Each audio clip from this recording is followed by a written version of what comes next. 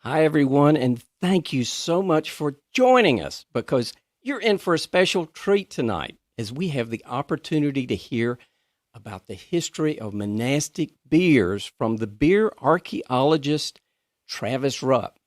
We'll experience a guided tasting of 6 different monastic beers and hear the history of each. Now, if you don't have time to watch the entire event tonight, you can still submit your questions, come back and watch them on the replay. Also, do me a favor, share right there in the chat where you're viewing the event from. Also answer a very brief poll. That's going to help Travis kind of guide the conversation. So it takes less than a minute to answer it, and that would really help us. Now, you can ask Travis questions, most of which we'll get towards the second half of the program, but it's right down there in the bottom center of the screen. So let's meet Travis Rupp now. Hi, Doug. How are you doing? I'm doing great. Thanks for having me on tonight. I'm really looking forward to this. Always a treat to crack open a bunch of fine Trappist beers on a Thursday night, right? and you and I this is getting to be a habit, but what it a great is, habit. yes. Yeah, that's right. I don't complain. Yeah. Well, let me quickly let everybody know, I know all about you, but maybe there's some folks in the audience that you're new to. So Travis works with Avery Brewing in Boulder, Colorado as the Innovation and Wood Cellar Manager, and is responsible for Avery's beer invention, innovation, and barrel aging programs. He holds the title of Beer Archeologist at Avery, as well as the creator of the Ales of Antiquity series. He's also a lecturer at the University of Colorado. He's also an author, and he's been featured on CNN, CBS, NPR, Food and Wine, Zymergy, Thirst Magazine, and Gourmet Brewing. Welcome, Travis. Now, monastic beers are really high up on my list, and I'm sure that's true of a lot of people watching tonight. Could you just give us a quick idea, 30 seconds, what we're going to learn about monastic beers tonight? Yeah, absolutely, Doug. And thanks again for having me on. So tonight, the plan is to talk a little bit about just how far back the history really does go. And it's quite surprising how far back it goes. So we're going to start with the Romans tonight and start working our way forward. We'll talk about the actual establishment of the brewing tradition as kind of an official marker of monastic development in monasteries throughout Europe. And then I'll talk about my time working with some monks in Umbria back in 2017 and the revival of some 9th century monastic beers that we made as a part of the Ales of Antiquity program. So that's where we're going this evening. Excellent. And it looks like we've got a lot of names there in the chat that I recognize. I see Hiller and Josh and Ken, Lucas, Eric, Bob, Liz. We've got people from Columbus, Ohio, San Antonio, West Lafayette, Indiana. Looks like a lot of folks from Texas, Akron, Ohio, Montreal, Quebec, Melbourne, Australia. Wow, they might get the points for the furthest away so far. Yeah. I think it is early in the morning there. Yes. So welcome. And Glenn from Davis, California. And there's a lot more. I really appreciate everybody joining us. These are a lot of fun, but they're no fun without you. So thank you for coming tonight. Well, listen, I want to work through a couple of quick logistical items that we do on the live streams. First of all, in the upper right-hand corner, do me a big favor. It costs you nothing. Click on that follow button. I won't spam you. I'm not going to send you anything, but what it does do is speakers look at that. So speakers like Travis, when they're considering joining one of my programs, they'll see how many followers are there. And so when we get thousands up there, that really draws big speakers like Travis. So do me a favor, just click that. Doesn't hurt a bit, and you don't get spam. Now, if the webinar is not playing correctly, it could be an internet problem, but it also could be your browser. And refreshing your browser window solves most issues. You can also reduce the resolution. So if you're getting pixelization and things like that, just click on that gear in the lower right-hand corner of your screen. I'll remind you again, we have the Ask a Question button, we have polls, we have the chat screen, but don't put questions there for Travis in the chat screen. It'd be best if you put those in the questions. Also share where you're viewing this from. I love seeing that. Now, these programs are supported through my Patreon supporters, and I really appreciate them. They are how I make these programs move forward. And so I've put a link in there. If you enjoy these programs, you can contribute as little as $1, and it would be awesome that you would support these. These are 100% crowdfunded. So please consider joining the Patreon supporters. Everyone who registered will get an email with a link to the recording, the previous webinars, and links to the 3 BJCP study groups that I foster. So, Travis, monastic beers have quite a long history. And as I'm hearing and reading some of what you've sent me, a much longer history than what I had really realized. And to help underscore, and really this history underscores the importance of beer to our culture. So after so much research, was there one pivotal thing that you learned that gave you maybe an entirely different perspective on monastic beers?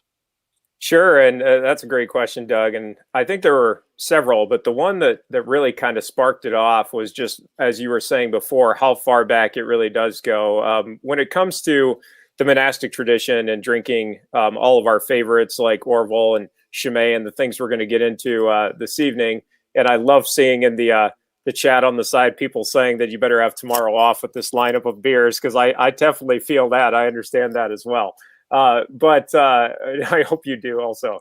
But I think it was just how old it really is. And when I started the research, it was because I had been invited to go out to central Italy to work with some monks in 2017. And so I started digging into the history quite a bit. And my good friend, Stan Hieronymus, who's kind of been a mentor to me as a beer historian, gave me a lot of good ideas for things to dig into, to almost take Brew Like a Monk and work backwards from where it's at and try to find some deeper roots.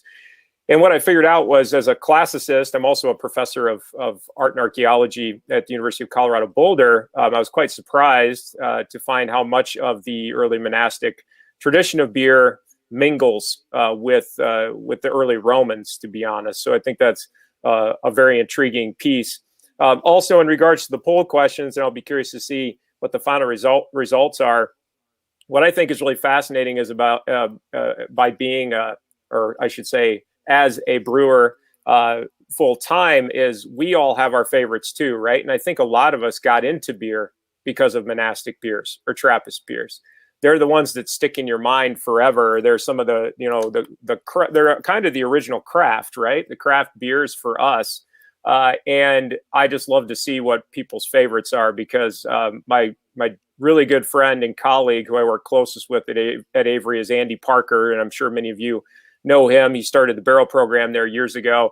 We're split because I'm a Chimay fan myself, but I like their triple the best. I know a lot of people like the Blue Label, which we'll be drinking tonight, but he loves Orval. That's his jam for sure. So I was thinking with that too, Doug, potentially we could talk a little bit about Orval to get started, because I did think that a lot of people, it looks like a lot of people like that beer a lot. It is their favorite, but also Doug has a little treat because he did a little research on his own before we got started. And we'll get to hear from somebody really cool tonight in that regard. But if you've got Orval with you and want to crack it open, one thing I love about the Orval beer is not only is it super, super tasty, and I'll talk a little bit more about this beer in particular later on, how it fits into the lineup. And I'm sure many of you guys know that it's more of a, it's a table beer. It's more easily consumed, lower alcohol, and certainly is intended to be drank by the brothers on a more regular basis than something like a triple or a quad. But also the price point, right? That's nice, because I know a lot of you spent a lot of money on these beers to bring them in tonight, and I appreciate you doing that. But Orval is always such a great price point as well. So cheers to that. And I was thinking, yeah, Doug, if you want to share with them the little treat you brought in for this evening too, I think that'd be a lot of fun. Absolutely. So I'll explain it just a little bit. So I have a friend who's actually the beer ambassador at Orval. And so Travis and I came up with a few questions to ask him. Now, David's English is rough, but it's a whole lot better than my Italian. So he did a very good job, but I do have a closed caption there at the bottom. So it takes about 5 minutes. I think you'll enjoy it. I certainly did. So let's hang on. Let's hear from David. And again, he's the beer ambassador from Orval. Good morning. I am Davide Vinci. I am ambassador for Orval beer and Zitloch beer sommelier. David, how far back does Orval go? The history of Orval Abbey is legendary and mysterious. Orval is located in the deep south of Belgium, in the Belgian province of Luxembourg. The Abbey. In 1070, Benedict monks from Calabria settled down, tired of the community wars in Italy, and sought refuge far from Thailand. They arrived in Germany, where the Archbishop of Trier directed them to the Ardennes, and Count Arnold II of Chimay, master of the feud to which Orval belonged, welcomed them and offered to creating the first Benedict community in Belgium. Now, where does the history of a Trappist beer begin? There has probably always beer brewery at the monastery track at Orval, long history, as evident by all painting, sculpture, and the garden with hope, and the later description of the production process left by a Franciscan wafer 3 centuries ago. The brasserie of Orval is located east of the entrance to the monastery in a cathedral complex that combines the work of the laity of the monks. We could say that the brewery was established in 1931 by the association. The name is a friend of Orval. We created a real society under the main name of Brasserie d'Orval AC. I was the Albert Marie van de Cruiser. After evaluating the characteristics of the water of the Font Matilda, opted to create a brewery that tended to respect the canon of the monastic community, which script up precise rules. Even today, the monks still keep a very precise rule for the perfect production, for which it can be defined a Trappist beer. And David, just how involved are the monks in actually brewing the beer? Beer and to the waiting the walls of a Trappist abbey by Trappist monks under their sole direct control. Production, choice of production process, and commercial orientation must obviously depend on the monastic community. The economic purpose of beer production must be direct to the monks level, to the charity, and not to financial profit. The company was made of the illustrious people such as Baron Copy, the bank, Restor, and the Harren family. Over time, when the abbey finished, all the shareholders sold that share to not-profit association called Orval ASBL, founded on 8 July 1926 for this very purpose. Are there known alterations or changes to the recipe or even the brewing process over the years? But maybe more importantly, why were these changes made? Over the years, considerable change in the being needed to the production plant. The change has been made due to war and tear, and exclusively a senseless search for raw materials and accelerated the demand to insult plant that maintain the freshness of the production without deteriorating it. The most important beer recipe in the world still keep always today. If you have accidentally forgotten in 10 or 50 years a bottle Orval, you will surprised to discover a unique and a magic beer that improves over the years.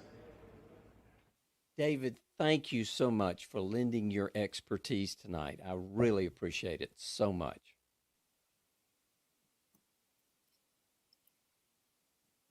Excellent. Thanks, Doug. Doug, I don't think we can hear you. You might be. Yeah. There you go. Ha! There you go. There we go. Thank you. You bet. Yeah, you're good. My technical support person. That's right. Well, I think that was a lot of fun. David is just he's really been studying the history. So we might have some questions we'll have to poll him. So again, if you've got a really tough Orval question and we can stump Travis, we can go back to David Da Vinci. And I think you might be able to when it comes to Orval. So, but one thing that's fun about this, and thanks again for doing that, Doug, and getting to hear from David, is that it kind of kicks off this topic, because you recall, early on he talks about how old Orval is, and it goes back a long ways, right? It's 1,000 years old, the brewery, it seems. So I think this is a good time to maybe start talking about just how old it really is and how far back this tradition goes. So, Doug, if you wouldn't mind firing up some slides I had, and we'll get started with, again, just talking a little bit about why I endeavored upon this project. Most of my work is on ancient brewing, and I do mean really ancient. The research that I've been undertaking for the last 7 years is primarily on brewing from 9500 BCE up to about 500 CE. But because of the Ales of Antiquity series that I started in 2016, I've had some phenomenal experiences. And one of them was speaking at the World Beer Congress in 2016. And there were some monks in the front row that came to listen to me talk about ancient brewing. And they said, you should really come out and brew with us sometime. And so that's what I did. And it took about a year to get out there. But what you're seeing here is this is the Basilica of St. Benedict in Nursia, Italy, which is in the mountains of Umbria in central Italy.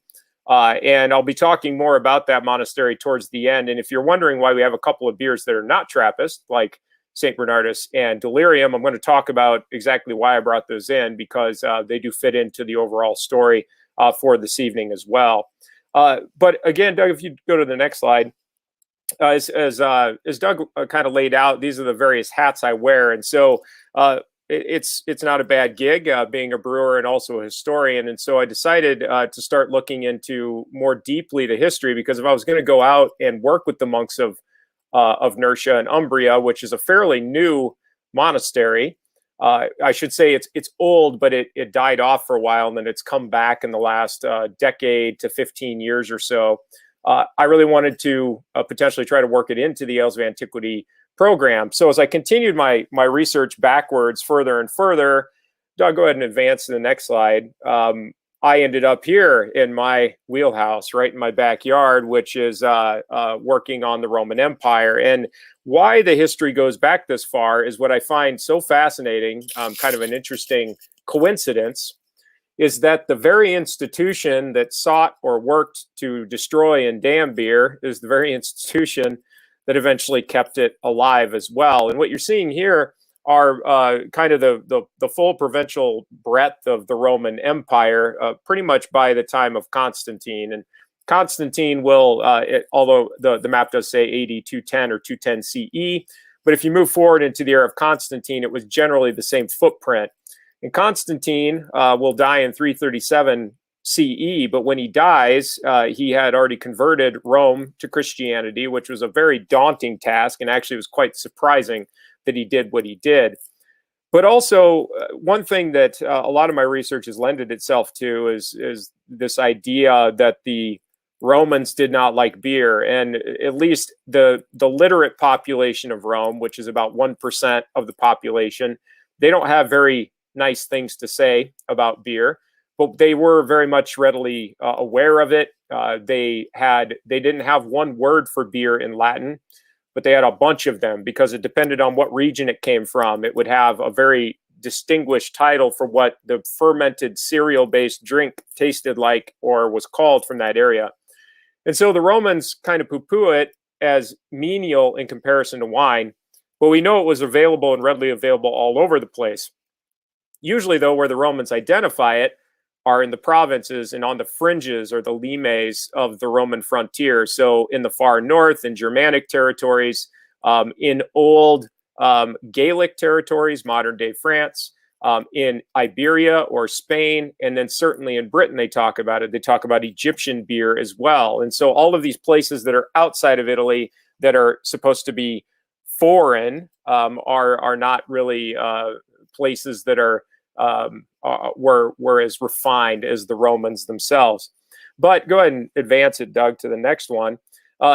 That's really where the history seems to lie in a lot of instances. I mean, when we talk about carrying on the tradition of beer, we have to celebrate and tip our hats to a lot of the peoples that were the invading forces. And a few years back, if you were at the NHC or the National Homebrewers Convention, this was probably about 3 years ago, I gave a talk on, I called it Saluting the Preservers and Purveyors of Ancient Beer. And it's because these peoples are the ones that it was always at the core of their culture. And they continued to make it after they eventually overthrew portions of the Roman Empire. But in that same regard, again, as I said at the beginning, a lot of this comes down to the very institution that sought to eradicate beer was the same that rose it up. And on the next slide, Doug, this is a breakdown of basically what the rise of Christianity looked like. Now, when it comes to Constantine, as I said, in 337, he dies. And before that, he had started doing some things to make this conversion. And it was a pretty audacious thing for him to do. We don't know exactly, but estimates vary on what the percentage of people was in the Roman Empire that was actually Christian when he made this conversion. Some have put it in the single digits, maybe 5 to 8% of the entire Roman Empire's population was Christian. But he made this conversion to an institution that now dominates the vast majority of religious precedents in the world, at least in the West.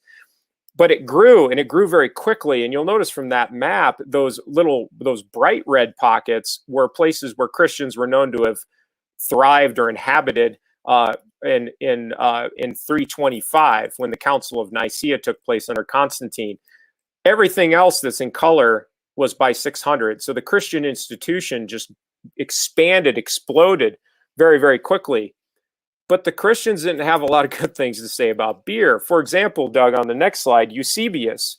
Eusebius, a well-known individual who wrote the hagiography. It's basically a hagiography or a biography of a saint for Constantine. He talks about beer, and he says, in regards to Dionysus and beer, he says, he, that is Isaiah, says that all the makers not of the wine from the vine, but of the Egyptian Zuthos will groan. And Zuthos was the Roman name for Egyptian beer. It's also referred to as Zythum at times. Zuthos was adulterated, made cloudy. The Egyptians used it as a drink before the Lord lived among them. And then on the next slide as well, Doug, we hear there's a lot of anecdotes that are like this, but we eventually hear from Saint Cyril. And in this Latin quote at the top, he basically talks about the same thing, that Zythum makes you sick, or that beer makes you sick, and that you shouldn't drink it. And he loved to dote upon Psalm 104:15 that said, wine that gladdens human hearts, oil to make their faces shine, and bread that sustains the heart, that he would never support the consumption of beer. And this dichotomy between cereal-based drinks and wine kind of becomes a lesson in piety, potentially. This idea of drinking wine over beer was almost a symbol of Christian conversion, because you drank wine as the blood of Christ, not beer. So I should say, after all of this, this is the early Christian institution that's looking to damn and degrade beer and literally try to eradicate the story of it. Damn all of the names for various beers throughout the provinces, Kylia, Zythum, all of these things, Cervicia, all of those. But eventually, what happens when you get to territories where wine doesn't grow very well, or I should say grapes to make wine don't grow very well? Well, you need something else to consume. And next slide, Doug. And then we're going to pause after this and taste another beer. But thank you to all you Irish Catholics out there, because we actually have the Irish Church to thank for preserving beer through all of this. As I said, a lot of the early doctrine, as you analyze it, look through it from the 4th, 5th centuries, it works really, really hard to eradicate the idea that beer was good for you, and it becomes almost a symbol of non-Christianity. It's barbaric, the barbarian's beverage, right? As Max Nelson calls it. But the Irish Church is really the institution that preserved it. And we have to thank a woman as well for doing that. And it was St. Bridget of Kildare or Kildare, depending on the various translations you find, but usually pronounced Kildare. And St. Bridget is an interesting individual because she was a follower of St. Patrick. And instead of serving wine on Easter, which in those years was on a Tuesday, she served beer because wine was not readily available. Grapes don't grow as readily in the UK or in Ireland as well, in that portion of what once was the Roman Empire, but beer does. Cereals are definitely quite fruitful there. And so she did this at her church, at Rath Murbolk Church. And you can see, as I say here, kind of a mixing of pagan, Celtic, and Christian virtues into one. She said, well, fine, if you're, I don't care about the conventions that have been established by the church. Beer is good for you. Beer is medicine. And I love one of the legends about St. Bridget is that instead of turning water into wine, she turned beer into medicine, or turned water into beer. And she also was celebrated for actually having created something that all we know about it is that it's called red beer. It's something I'm looking into. But this red beer, supposedly, she would give to individuals to cure leprosy. It was supposedly actually a medicine that she was prescribing, and it's we're still looking into exactly what was in it. But I think right now, it's a good time to maybe take a pause and sample our next one in calibration, because I'll be talking about Orval and the whole lineup here real soon as to how they work into this history. So yeah, let's go with the next one. That works for me. Okay.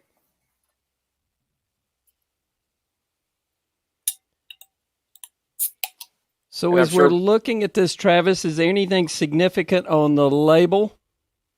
Nothing too significant, I'd say. I mean, one thing I've always liked about the Westmalle is the simplicity of the label. It's very identifiable. One of the 750s, of course, too, that's out there for all of us to get our hands on. If you go that route, or you're more responsible than me there, Doug, with the 11.2 ounces if you went that way. But no, this is just an awesome beer. An interesting little note about it too, before we taste it, is if any of you are homebrewers out there, essentially it's Westmalle yeast that is Y Yeast Labs 3787. So if you use 3787 for anything, you are basically using Westmalle yeast that they use for this beer, and it's quite nice, quite phenomenal.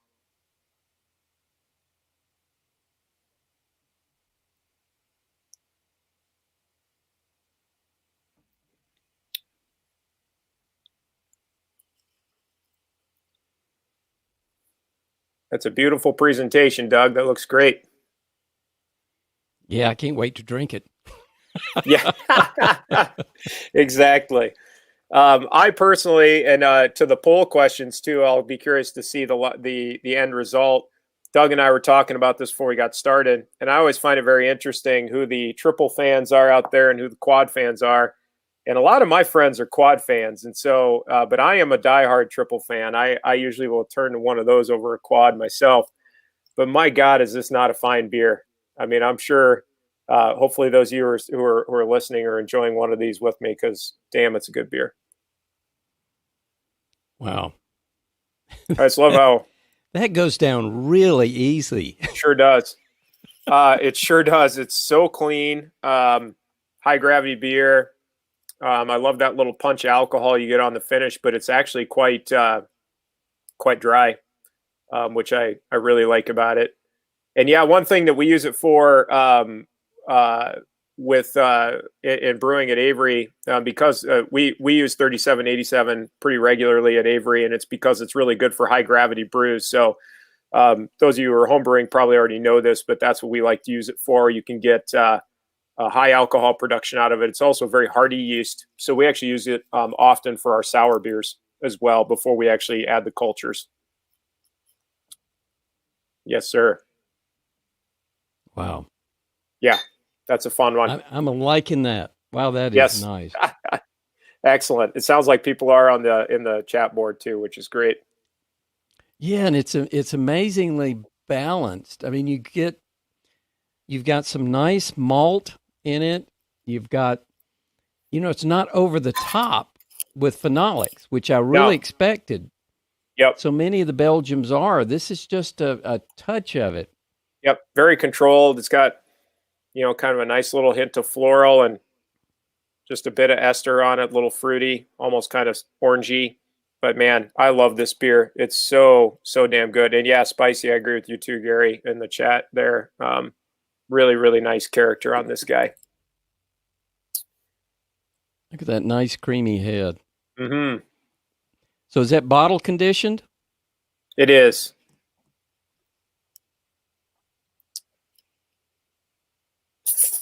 So what we could do then, Doug, if we wanted to keep moving along, is we could get to this guy and talk about how it comes into play a little bit. And I can talk a bit about how the Trappist tradition begins in the first place, right? Because now we've had two of them. We've had Orval and Westmalle, and there aren't very many of them, as you guys are all aware. And I very much appreciated the what we're seeing in that poll as well in regards to the Trappist tag. But if you want to go ahead and advance to the next one, Doug, where I end up starting to get into a conversation about the monks that I worked with is actually very early on, because where St. Bridget did work to preserve beer as a very extensive kind of portion of her culture, that it was dominant to wine, that grapes were not needed for her to be a Christian, for her to worship her God and the institution that she believed in. And this convention was carried forward very quickly or very early on to a saint that probably many of us know, or I'm sure almost everybody does who's here at the talk, because we have really this guy to thank for the tradition that becomes Trappist. And Saint Benedict, who was born on March 2nd of 480, would live out his life. We don't know exactly when he died, but as you can see there from his dates, he was in his 60s, mid 60s. And why it's debated, some of it has to do with dates from other authors, but he was an interesting character. He's mentioned by Pope Gregory the Great in the dialogues, and it seems to have been his contemporary. And even though Saint Benedict sought kind of a life of seclusion to a degree, it seems that Saint Benedict was not terribly excited about some of the institutionalization that was being employed by the Roman Christian construct. And so he sought to have a more simplistic look at life, or a more simplistic approach to his worship and the way that he did his duty for God in the Christian sense. And he was actually born in Nursia, Italy, where I ended up on this journey with his twin sister Scholastica. And yes, that is where we get our term scholastic from as well. So Benedict and Scholastica, very phenomenal individuals in history, born in this tiny, tiny town in Nursia. But St. Benedict, like I said, classical education in Rome. He went through the same institutionalization and system as any other saint would at that time. But as I say here on the slide, he was disillusioned by the decadent lifestyle of Roman Christianity. He didn't buy into the iconography and the excessive amount of money that was put into really fancying up the lifestyles of the high-ranking church members. So he withdrew. And he organized his followers into small communities of monks, and these monks basically followed him to build a monastery. And one of his best known establishments, Doug, if you want to go to the next slide, was this monastery here, eventually founded Monte Cassino between Rome and Naples. And it's still a monastery. It's thriving today, which is why it's so large and beautiful and pristine in its design. And this is where he wrote the very famous Rule of St. Benedict and lived out most of his days here.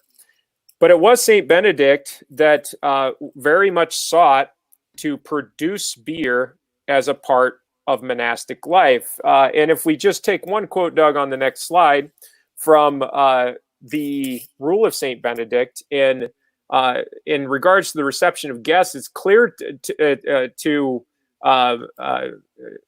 us as we read these rules that he wrote down that consuming beer was a regular thing for the monks. But there were rules for it. I mean, these were the rules of beer consumption. And as it says, Charlemagne's followers promoted monastery life according to the Rule of St. Benedict, written around AD 530. It called on monks to be self-sufficient through their own labor, and it also required them to offer hospitality to travelers, making production of beer all but essential. With water unsafe to drink, they needed to serve beer or wine, and beer was well established as the beverage of choice in the Low Countries that never became Belgium and the Netherlands. And this is from Stan's book, Brew Like a Monk, but this is actually directly lifted from Rule 53, the reception of guests. And beer consumption and beer production were 100% coincided with the ideals of St. Benedict, that if the brewery needs to survive, it needs to produce something. The last thing that he wanted for himself and his followers was to be sedentary and not active. And so they were to be active and create. But whatever they created should be given out to people, or anything that was sold should only be sold to support the institution. But it needed to be something that was readily welcomed, needed for the public, and then the brewers or the monks themselves could consume it. And so they did. And St. Benedict essentially laid out this rule, laid out this order.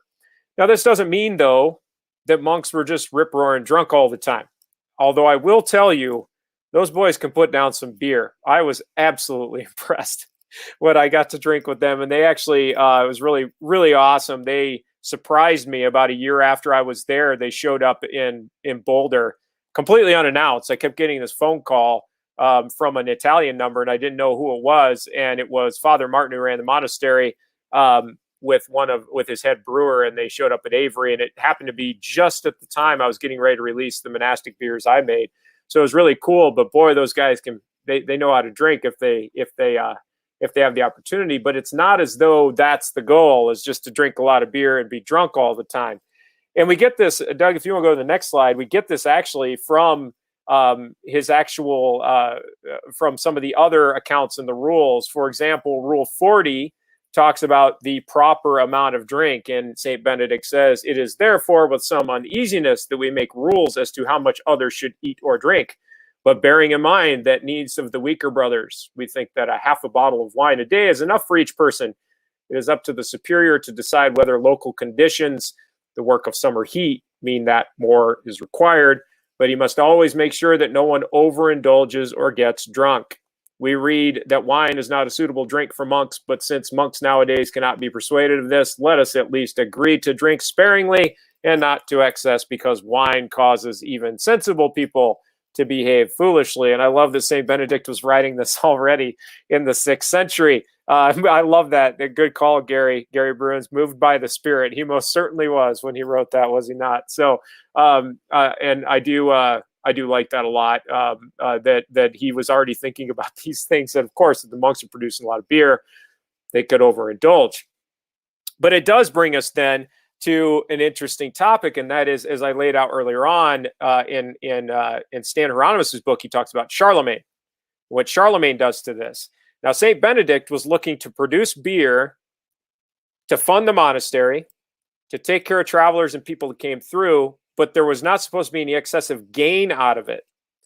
Also, as a religious institution, he was kind of void and free from any major taxation.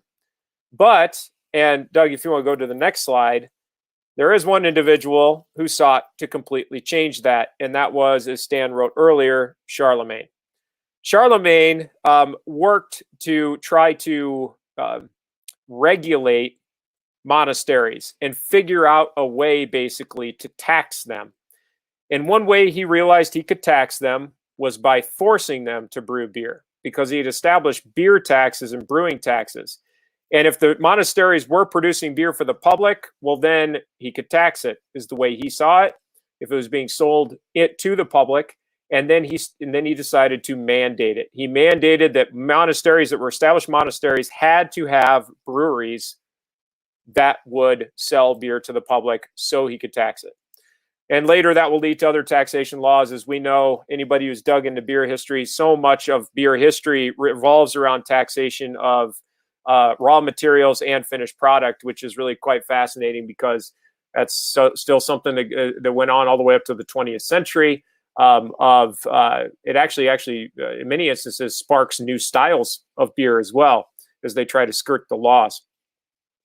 But I think also, Doug, let's go ahead and pause here for a moment too, before I talk about this monastery that's on the slide, the monastery of St. Gall.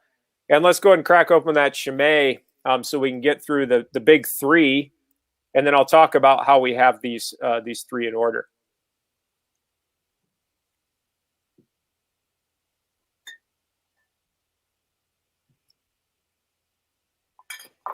So, Travis, you're going to talk about the blue label.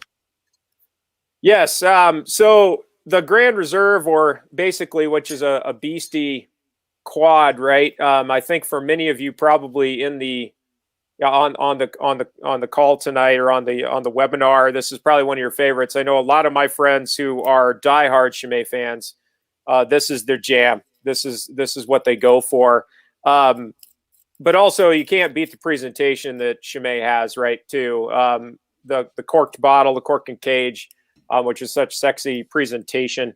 But also, there's something about Chimay that's one of those for all of us who are beer aficionados, nerds, if you want to call it that, beer geeks. This is one of the most recognizable labels, and I think also one of the most recognizable glasses that exists for beer is the Chimay glass. We'll hear the pop here. There we go.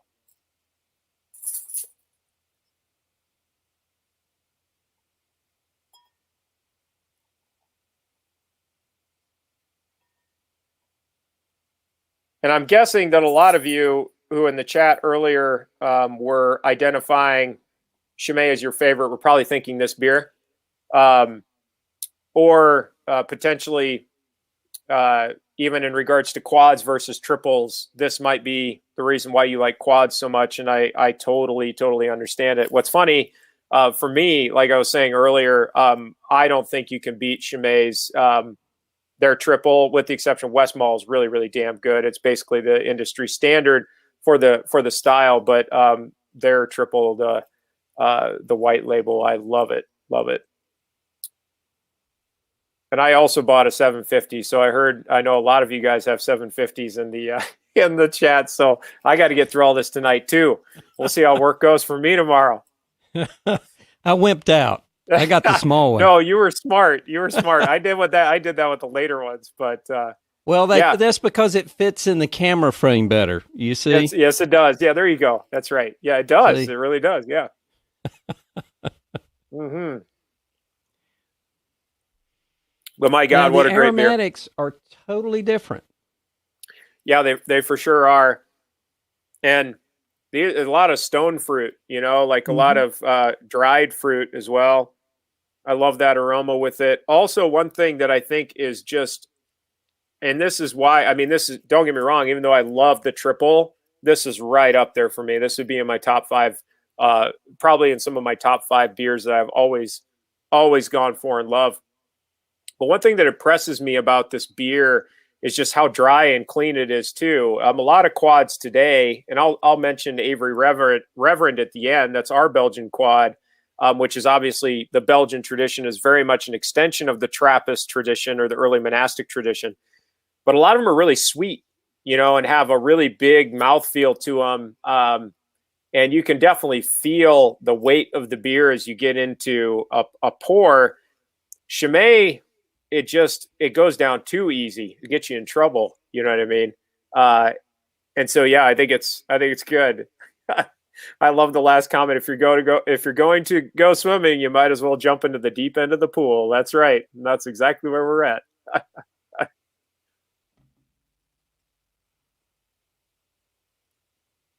Oh, but man, so much fun. Such a phenomenal beer. And obviously, boozier. It packs a punch a little bit on that heat, but I like that. I think it's expected. It nicely complements just how heavily carbonated the beer already is. And you get kind of that effervescent feel, but then on the back end, you get that heat, little bit of heat in the face from that little bit of booziness. And definitely a good sipping beer, but it's hard to just sip it. That's one thing I found. Oh, man. But there's no phenolics in it. Do you Not get really, any phenolics? No.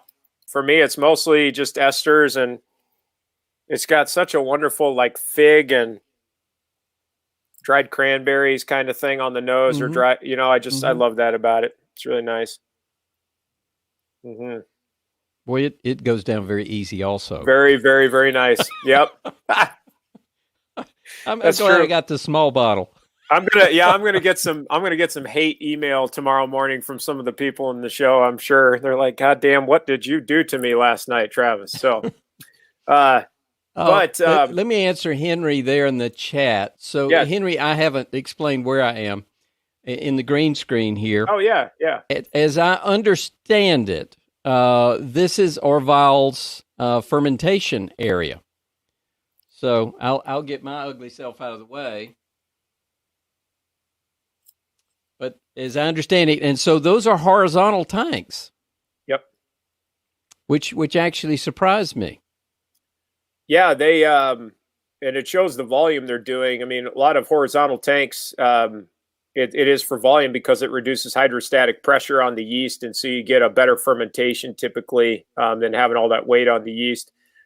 We have a really, really phenomenal, just a plug for another brewery that wasn't intended to do, but we have a really phenomenal little brewery in Denver called Bierstadt that does all German style beers. Bill and Ashley, the owners, great people. They studied and brewed in Germany, but they're not a big brewery, but they decided to install horizontal tanks just simply because of how good it is for the yeast. And man, their beer is good. So if you get out to Denver, look them up because Bierstadt makes really, really good German beers. Wow. I could polish that off awfully fast. Oh, I'm trying to pace myself. I want everybody to look at the picture now. I know. It goes real quick. It really does. You ready to move to the next slide? Yeah, I was just going to answer Henry's question real quick. It is typically for secondary. It's for finish. They actually will often, even at Bierstadt, they will that is the horizontal takes are for secondary. They'll often draw right off of them. They serve right off of them. But yeah, Doug, so we'll keep moving along here. So I've got these three, and the reason why I started with Orval, Westmalle, and Chimay, three very different styles of monastic beer, nicely lands where we're at, hopefully, in the talk. Because one thing, and Doug asked at the very beginning, what are some things that were kind of some major epiphanies or turning points in the research for you? And this was a very big one for me. We've all heard about this place, the monastery of St. Galen, probably, or St. Gall, that was one of the first that was heavily taxed by this institution that was established by Charlemagne. But these plans that were unearthed, that were found from the monastery of St. Galen, Switzerland, yield some interesting things. And if you just advance, Doug, it's just going to highlight a few points of the map. What I found really intriguing about it, and it's been argued that these breweries were never built, but in this map that's from 830, identified three separate breweries or brew houses in the facility. And I found that really intriguing because typically when we think about ancient monastic brewing or just monastic beers in general, or Trappist beers, you can kind of categorize the vast majority of them into kind of three pockets. You have the more easy drinking, sometimes it's a double or just a single, depending on what kind of grains, obviously, or malts were used to produce it. Then you've got your triple and your quad, and they can fit into either 3 or maybe 4 categories. And these breweries, as they were established in St. Gallen, were supposed to be identifiably for 3 different beers. Now, why 3 different beers? One theory is that they were to produce, each one was to produce a different type of beer. And it would have put St. Gallen at a major production facility, upwards of 770 to 880 barrels of beer per year, which is quite a bit back then that they would have been putting out. And so why 3 different breweries within the facility? What's the point?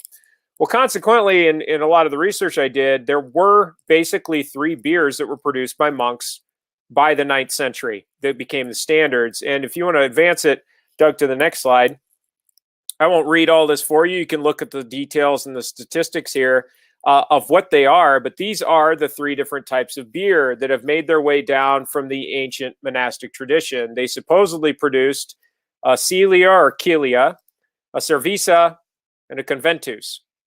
Now, the 3 beers, the two staples were the Celia and the Cerveza, and you'll notice that the Celia was supposed to be the primo, the creme de la creme. Very few people got to drink it. It was for the abbot and high-ranking guests that would come through, and it had a higher alcohol.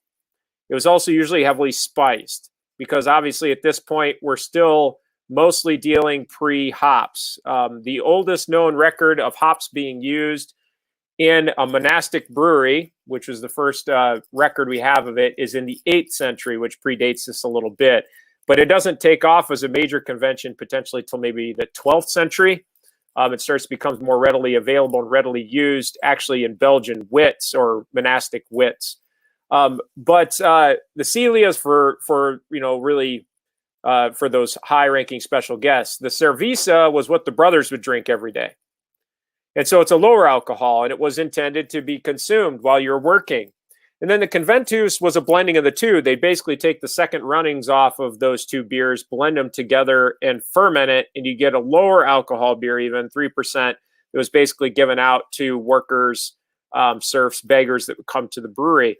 And I found it really interesting that we often kind of look at monastic beers. You've always got your triple and your quad, but there is kind of the more table sessionable beers like the single or the double that come in that lower realm. 3 basically styles that have kind of survived through all of this.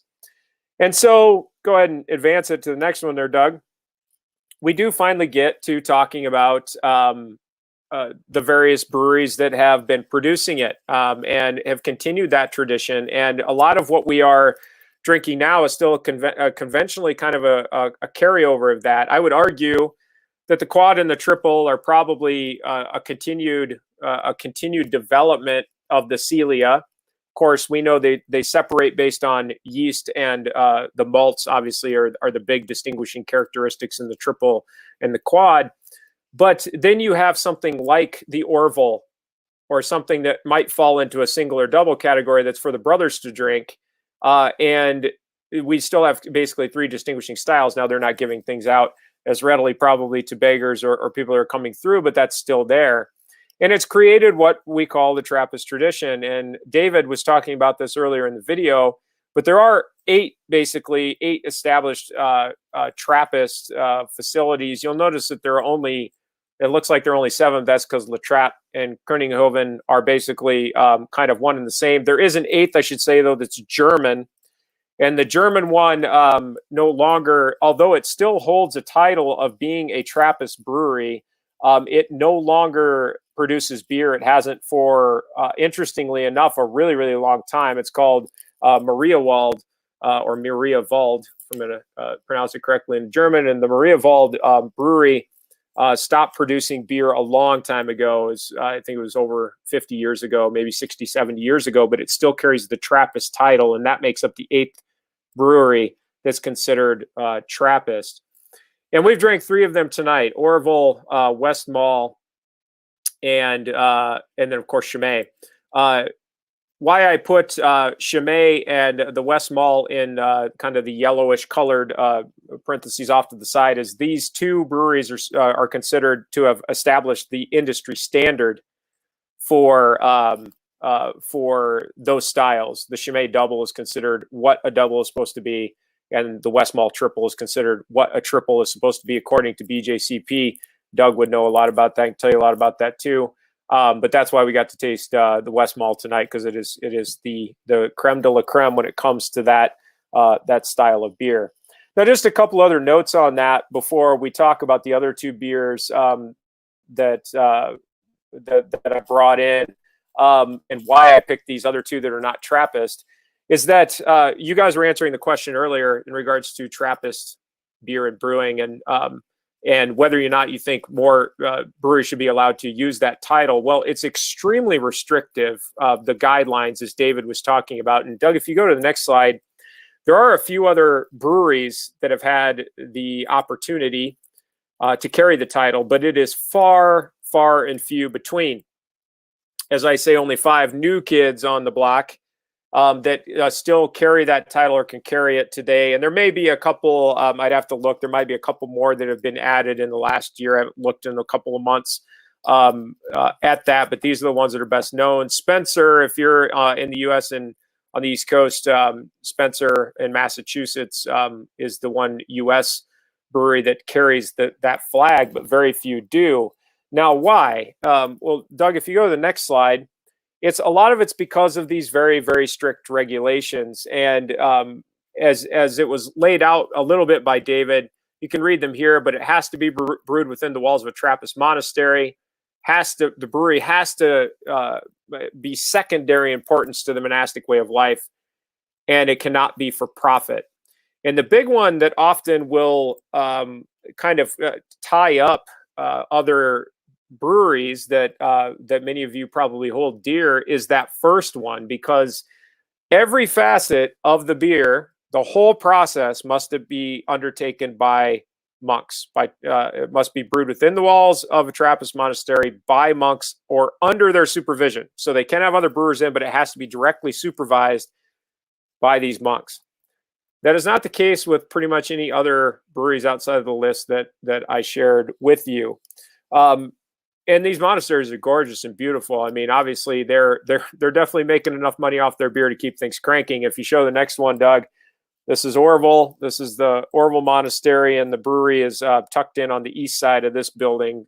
So the first beer we had this evening, it definitely helps support their way of life, and I'm not going to knock it because, man, that's beautiful, and I want to experience that myself. I will always I love it when institutions can figure out a way to support art and architecture and the preservation of it, and that's kind of what they're doing here.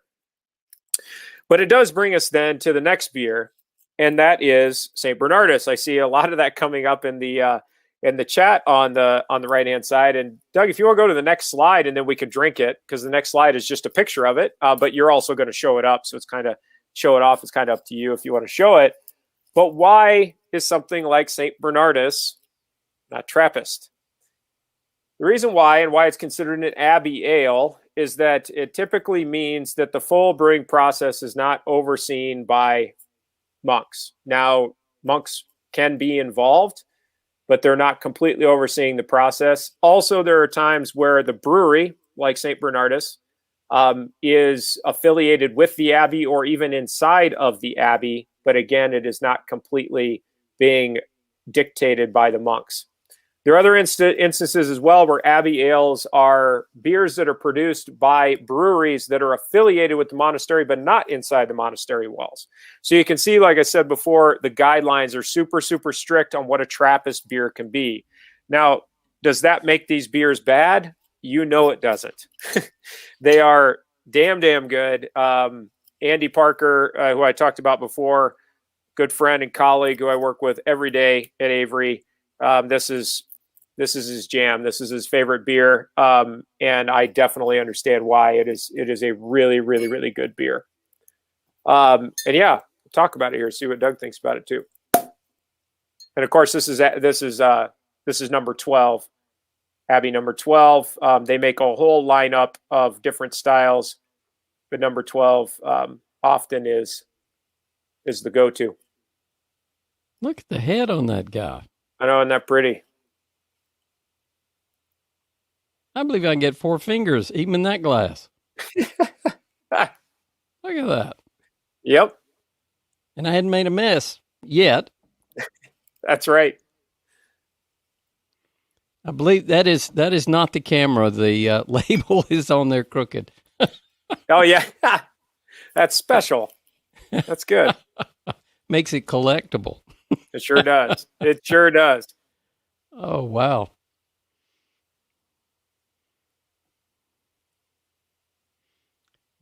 My friend Steve Morgan had this at one of our BJCP classes, and it was the first time I'd ever had it. So, Steve, I think you're there in the audience. So, cheers, my friend. This one's great. I mean, I want to know what you think of it first, Doug, and I'll say what I say. Wow. That's a little sweeter Yep. than either of the other beers, but it's so nicely balanced. Yeah, it really is. And yeah, Jeff, you're right in the chat. It's amazing. All of that distribution he said from St. Bernardus, and they're bottle conditioned. It's amazing that they can still do that. I mean, that's a dream to be able to do something like that. It's just so darn cool. But what I like about this and why I chased Chimay with it is, it's a big beer. It's a big robust, almost quad-like or quad Belgian beer, Abbey Ale. But man, it's like night and day compared to Chimay, because it's got, to me, it's got a lot of spicy characters. It is sweeter. The nose is interesting because it's kind of like and it might just be, I don't know if I'm getting palate fatigue yet, but I'm getting like a little red licorice on the nose. But it's got that sweetness that you were talking about, Doug, and I just love it. And man, this is just such a great beer. And that's the thing that I think is interesting, and why I had that poll. I wanted to ask that poll question. Is so many breweries don't make really, really good beer, and they don't get to carry the Trappist label. But that word is so coveted that people look at Trappist as meaning the essence of quality, right? And that Abbey must be a step down. No, that is definitely not the case. It's just that they can't carry it because they're not following the exact same guidelines of construction. And that to that very point that I'll just touch on briefly before we finish up is that what's interesting too about what's happened with a lot of what goes on with the Trappist institution is that it's primarily directed by Cistercian monks, which they are different than Benedictine monks. They are an extension of Benedictine monks, but Benedictine monks are much more kind of freewheeling. Cistercian monks actually thought that the reason that order established was that they thought the Benedictine monks weren't sticking to the rule of St. Benedict closely enough, that they weren't following it as doctrine to a T. So they broke off, and the Trappist system is completely dictated by the Cistercian monks. And the monks that I got to work with and live with in Italy were Benedictine monks. So they can't carry the Trappist label either, even though it's all monks that brew it. Nobody else actually touches that beer except for monks, but they still can't carry the Trappist label. Personally, though, I like the drier versions. Mm-hmm. I could, the sweetness is very nice, and where Yeah. I'm not comparing it to these others, Sure. You'd never know the difference. You wouldn't. I'm there with you. I like the drier myself. I'm not really a sweet beer guy, which is why I really go for the triples typically. But I can definitely see why people like St. Bernardus, because it's a tasty it's one. Delicious. Really what nice. A beautiful presentation it makes. Yes, it does. Phenomenal presentation. I love the flavors and everything else. I would love it a little bit drier. I know. I know. It's good. Well, Doug, I can just finish up a little bit then, and we'll be able to go through this last little set pretty quick. And I'll just talk about my time, I guess, working with the monks and what I was doing. So taking it that step further. Also, I just wanted to give a shout out to the people that are talking about Westies in the chat, because West Veteran, it's also very, very good Trappist brewery. Boy, those are difficult to come by at times. They're quite expensive. So those of you who are getting to try a West Veteran, that's awesome. If you haven't had one, it's well worth getting your hands on one, especially one of the more coveted ones that often don't make their way out of Europe, or even Belgium for that matter. So look into those guys. But to finish up, and why we're going to drink Delirium, you might be like, "What in the world? Why was he throwing Delirium in there?" That's a different curveball for sure to throw in. Well, a lot of it has to do with this trip that I made. So, as I said, a lot of this research started because the monks of Nursia contacted me in 2016. Well, actually, they came to my talk at the World Beer Congress. And they asked me to come out and work with them, come out and brew some beer with them. And so I did eventually get to go out there. It was actually quite funny. I was standing with our marketing director at the time at Avery. And after the monks walked away, he turned to me and looked at me and said, "I guess you're going to Italy." And so it was a really awesome experience. And they sent me out there. I was out there for a month in May of 2017. And I just want to, Doug, you've got a little video here. It's a real brief one, but I just want to introduce the crowd to who the monks of Nursia are.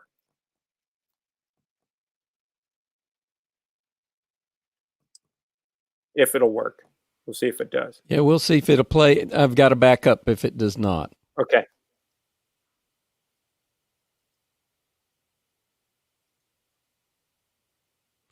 And I think we're going to have to go to the backup. Okay, that sounds good. Oh, there it goes. Oh, there it goes.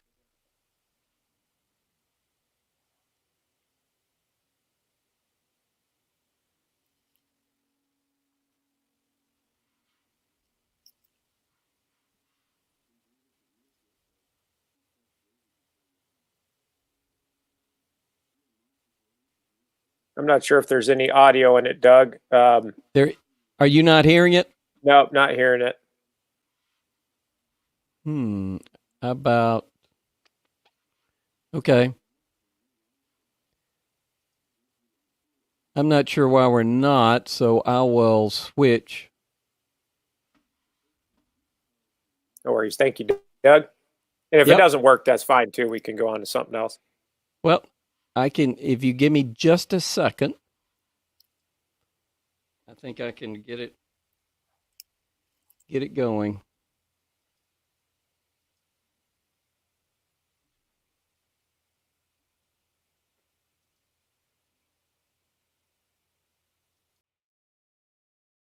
There we go.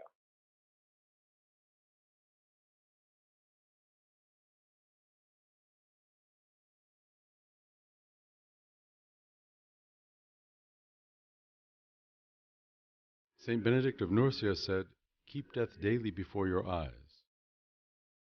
We are monks who call ancient Nursia, the birthplace of Saint Benedict, home. We've seen our city suffer recently due to a powerful earthquake that struck nearby and which led to many deaths in nearby towns. In Nursia, no lives were lost, but a great deal of material damage was done, and some people's livelihoods are in danger. The quake left deep scars on our monastery and church buildings. This experience reminds us, too, how suddenly we might meet God. How real are these words of Saint Benedict.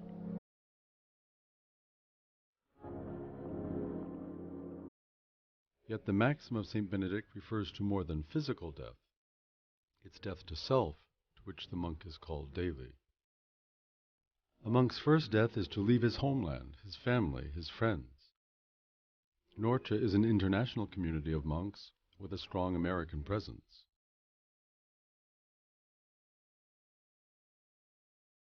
Dying to self and to the world means we try to remain hidden, even forgotten, so as to become saints through prayer and daily conversion.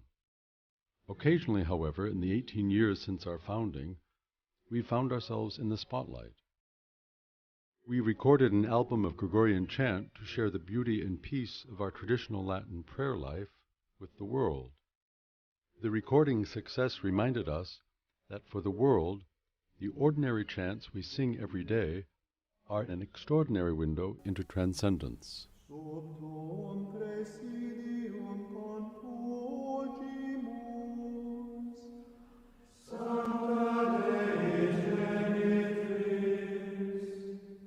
also brew beer. St. Benedict says it's important for us monks to live by the work of our own hands, to support ourselves with some craft or trade. And brewing is a craft older than monasticism itself. Our beer can now be found in Europe, Asia, and the United States. We produce it only in small quantities, however, so as not to distract ourselves from the vocation that the beer supports. We offer the Mass in the extraordinary form of the Roman Rite, sung in Latin, according to the ancient chants of the Church. The beauty and richness of the Church's liturgical tradition can communicate the peace of Christ to a hurried, talkative world, otherwise too busy to notice. We observe the rule of St. Benedict, that is, his outline for monastic life. Living at his birthplace, we feel more keenly the call to fidelity to prayer, vigils, and fasting, the monk's daily tools. Our life requires sacrifices, but these unite us with Christians throughout the world who strive to live faithfully amid struggles and suffering.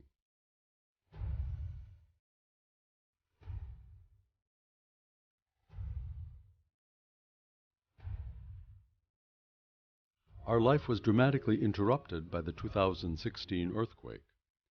We've responded by immediately turning to the work of rebuilding, so that townspeople and visitors alike might see in our efforts an inspiration to rebuild their own lives. By rebuilding San Benedetto, with its basilica open to pilgrims and its monastery on the mountainside dedicated to prayer, we return to our monastic roots and invite others to join us. It's a return to our daily work of dying to ourselves so that our prayer for the people of this place and for the world might be heard. Here on this mountainside, at this ancient birthplace of our patron, we will plant the deep roots of our monastic community so that our own conversions might produce saints, and so that God will use our little work for the good of the Church and the good of the world. We are asking for your support to help us do that.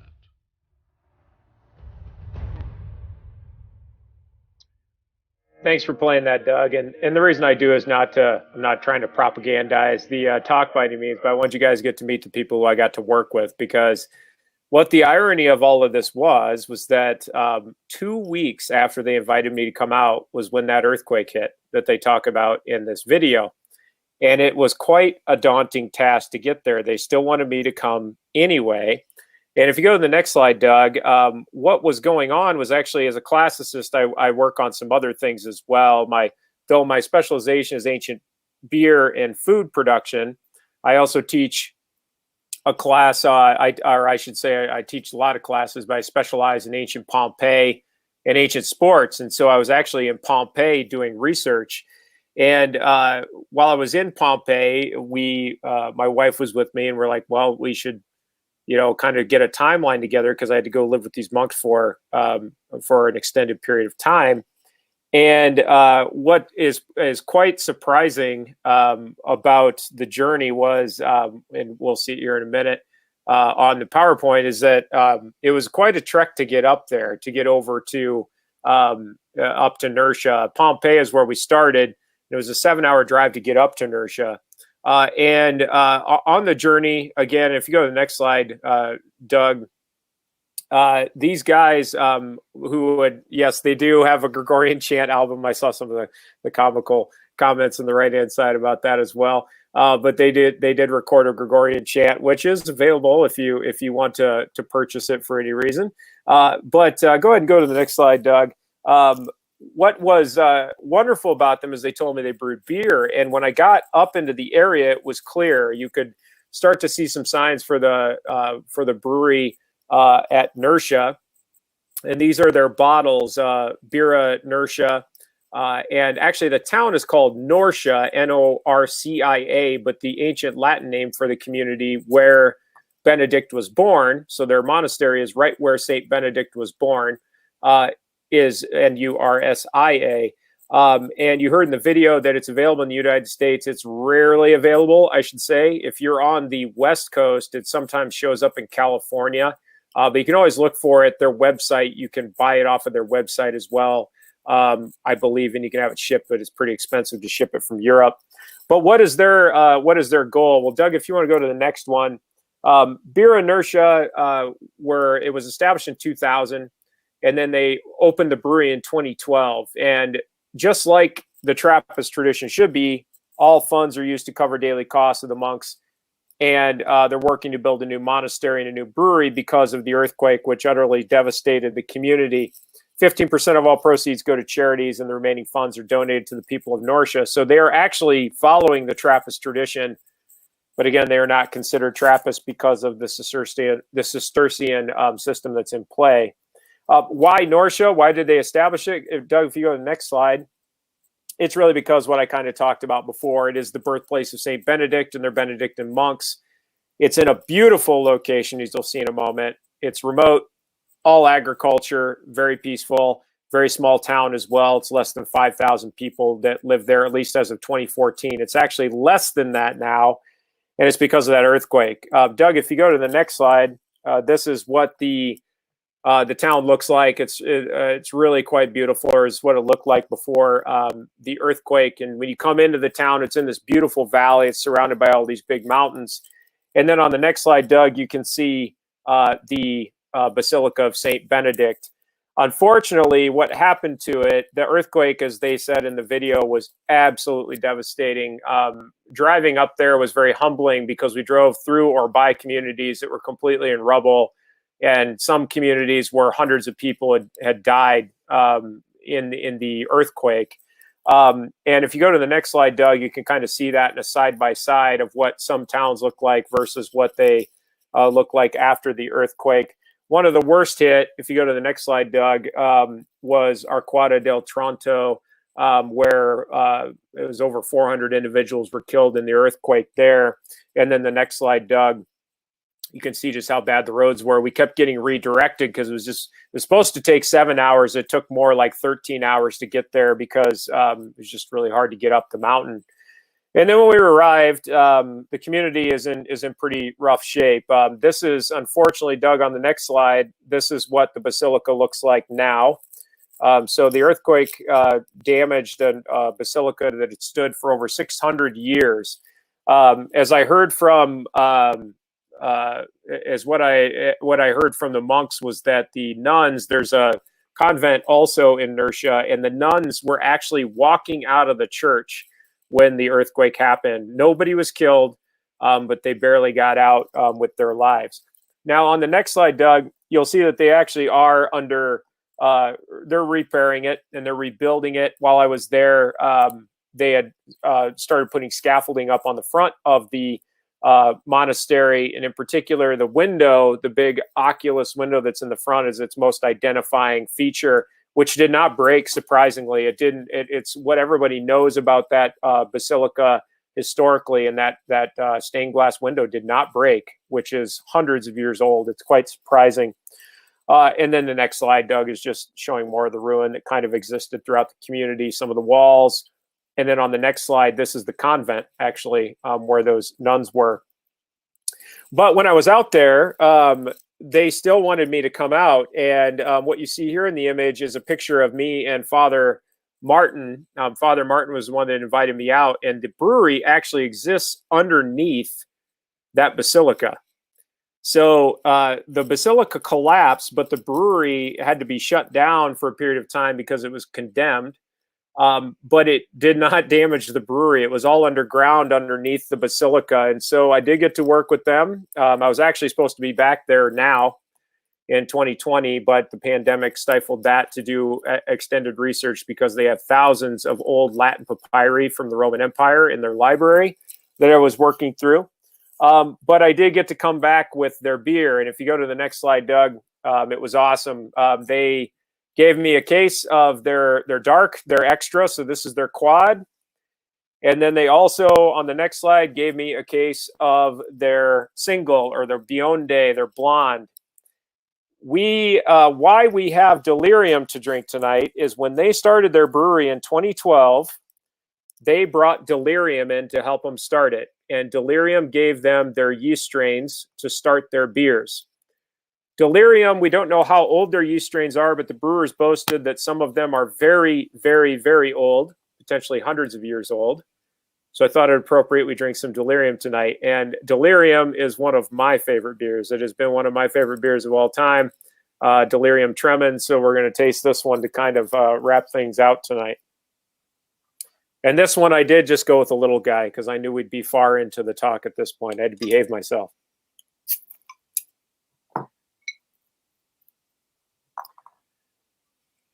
But yeah, the monks, as we're talking about the bottle, looking at it, they are some of the kindest people I've ever met. I am religiously not of the same bent that they are, but they didn't care. They opened me with welcome arms. And they've even talked about when I come out, when I was supposed to go out this year, I was supposed to actually live in the monastery. I couldn't do that last time because I'm not a monk, but they were going to bend the rules to let me live with them in the monastery. So hopefully in the next year or two, that I'll get to do that. And they sent me home with one of their glasses that you saw in the video, the Nursia glass, and I've actually never used it. So I thought it was fitting tonight that we use it for some Delirium because it is Delirium's yeast that's in their beer.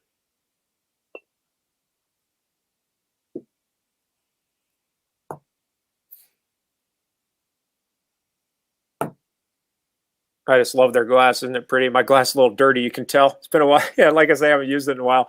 But yeah, their glassware is really, really nice. There we go. Knock some of those bubbles off. But Tabira Nursia.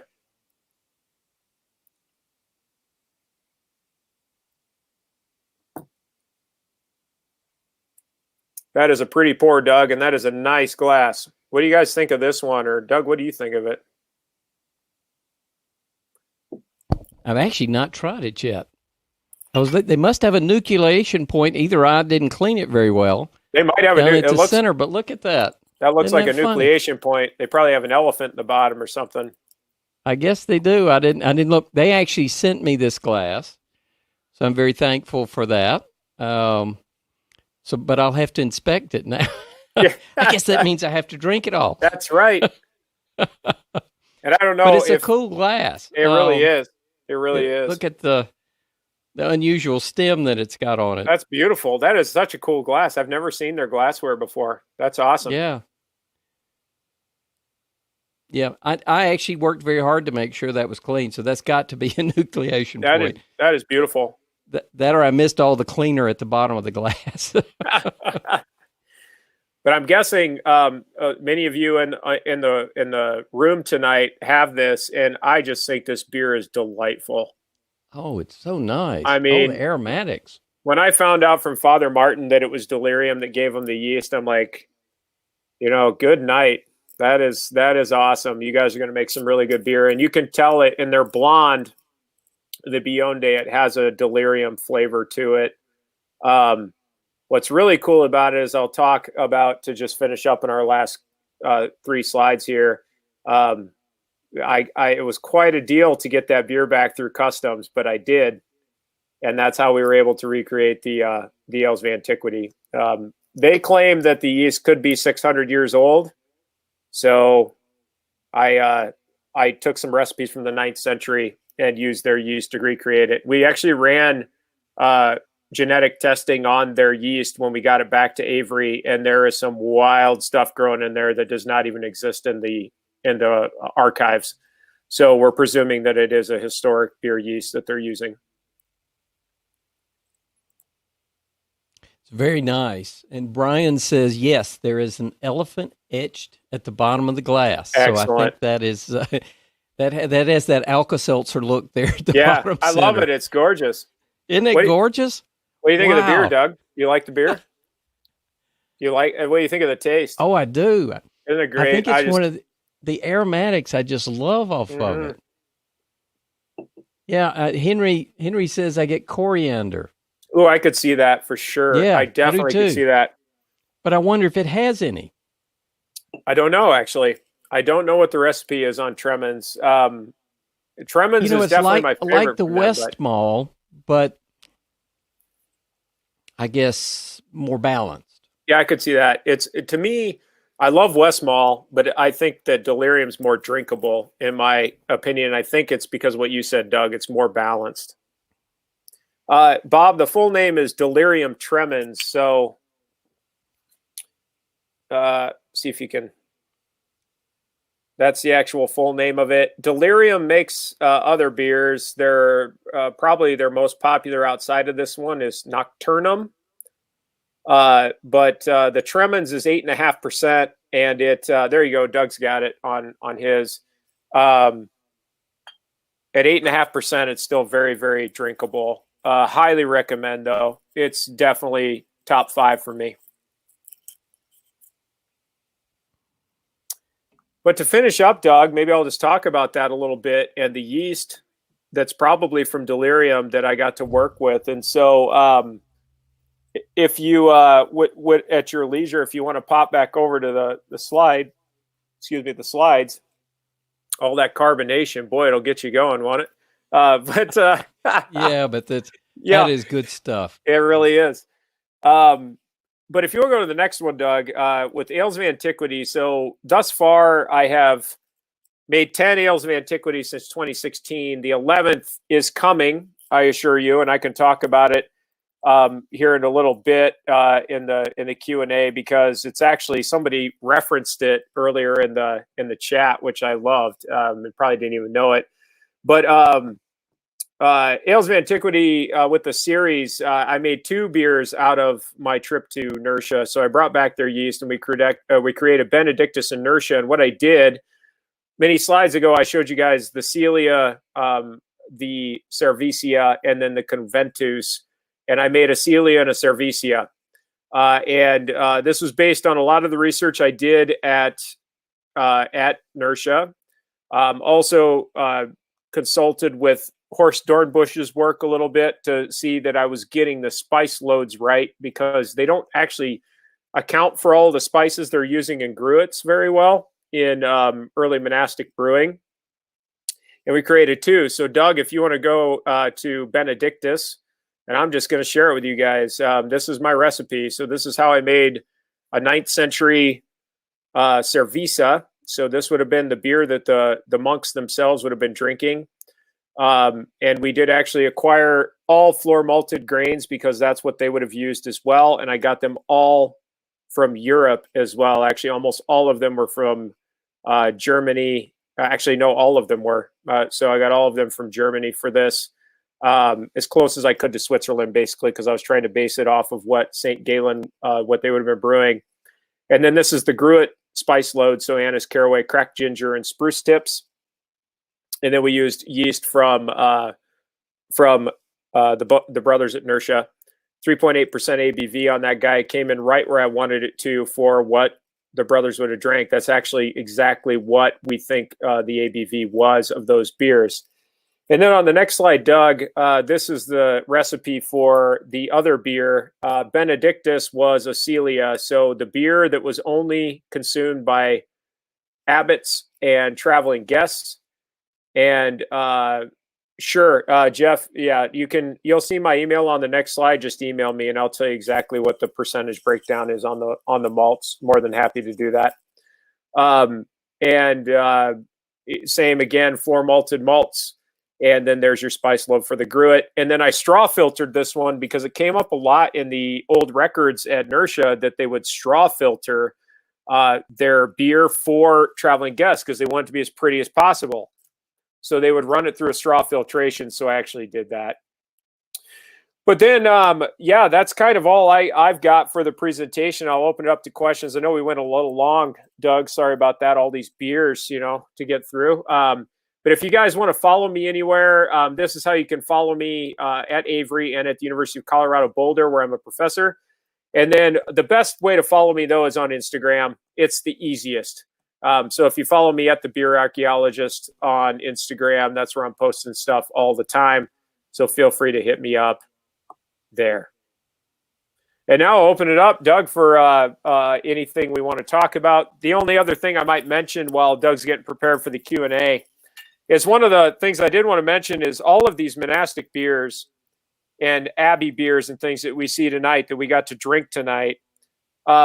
These definitely play into how modern Belgian style beers have been created. And I know some of you contacted me directly in the chat about what Avery makes. So I'll just open them if you have them.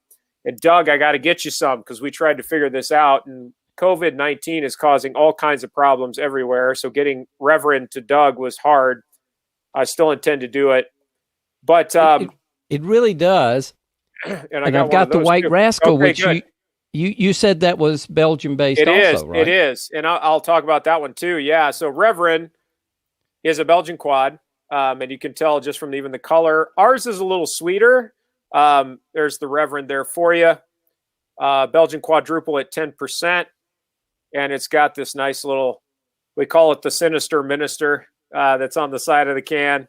That's what we call it. It's not any of our marketing, but that's what all the brewers call it, the Sinister Minister, because he looks really evil, if you ask me. But anyway, this is our Belgian quad, and it's actually one of our better selling beers. So if you're looking for a representation of what we do, there's an extension of this tradition. The Reverend's the way to go. I'm going to be completely honest, because I brew the beer, and I've been drinking it for years. I don't like sweet beer, as I said before. So yeah. I don't go for this beer typically. I brew it a lot, but it's very sweet. It's got a big body. So if you like a big bodied quad, this is your jam.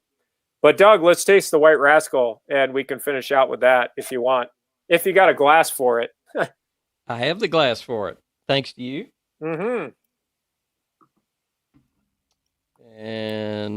And with the Reverend, while we're getting ready, the Reverend's got a lot of banana in it. It's very, very isoamyl acetate forward, some dried fruit as well.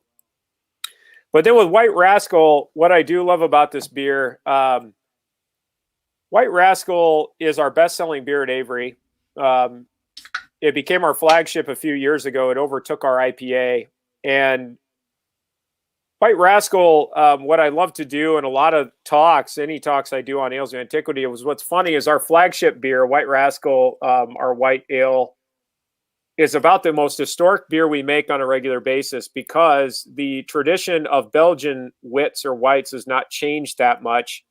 And we actually brew ours with curacao, orange peel, and coriander, which is a tradition that dates back at least 400 years. And overall, the process that we undertake to produce the beer has been around since the 1180s, actually. And so White Rascal is an extension of this monastic tradition we're talking about. The exploration of Belgian wits is really, really cool conversation in the overall study of monastic beers. And it also comes into a conversation of the history of hops, which I'll be talking more about in some upcoming lectures as well. Now that's got some of those phenolics that I like. Yeah, for sure. But they're light. They sure are. It is a bit like the Delirium. Mm-hmm. But then you drink it, and it's just got so much fruit. It's so fruity. Yeah. The mouthfeel on it. Yeah. Yep. A lot more fruity than any of the other beers. Definitely. And very easy drinking. I mean, it comes in, it's only 5.6%. So this is the lowest ABV beer we've had tonight. But it's just, you can enjoy it really anytime, which is what I love about it. It's refreshing. It very, very much is. Yeah. Very refreshing. Mm-hmm. Wow. I like it. Well, very nice. Thank you. It pours beautifully. Thank you. Yeah, it's a solid beer. It's my go-to. The guys give me a hard time at work. When I used to be the bottling manager, I used to drink a lot of this while we were bottling beer. It's the only thing that got me through the day. So it's a good one.